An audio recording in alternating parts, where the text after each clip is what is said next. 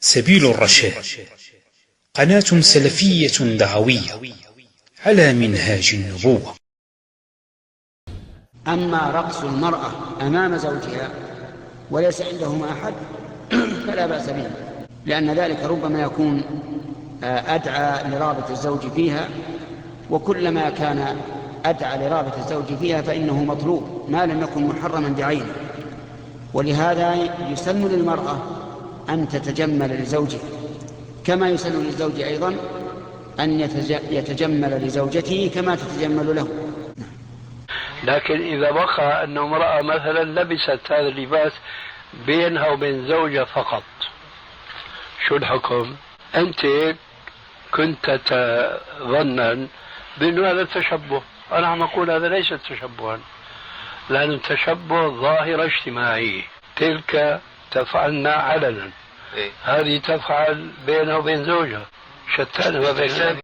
فضيلة الشيخ وفقكم الله، هذا سائل يقول: ذكر الشيخ رحمه الله أن من أسباب التحريم أن يكون صوت الغناء من امرأة جميلة أجنبية، فهل يجوز أن تغني المرأة لزوجها أو الرجل لزوجته من الغناء المحرم الذي يكون فيه ألفاظ محرمة؟ الغناء المحرم لا يجوز لا بين الزوجين ولا لغيرهم، الغناء المحرم.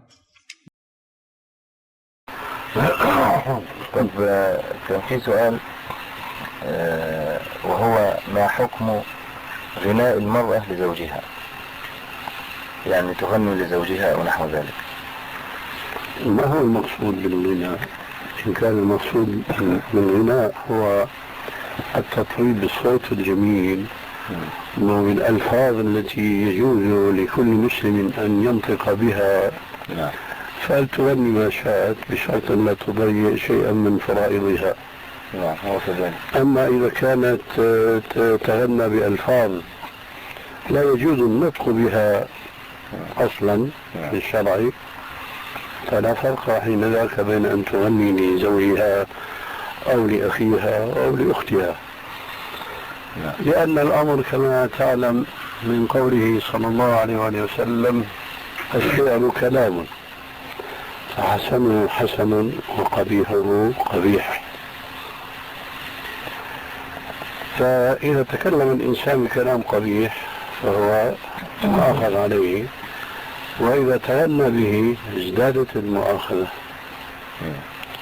فإذا يجب أن نفرق بين غناء وغناء، فإن غنت المرأة أمام زوجها بكلام مباح يقال إنه مباح فلتغني ولتطربه بما شاءت من غنائها. أما إذا كان المقصود بالغناء هو هذه الأغنية الخليعة التي أصبحت مهنة لبعض الفاسقين أو الفاسقات، فلا فرق حين ذاك بين غنائها لزوجها أو للغريب عنها.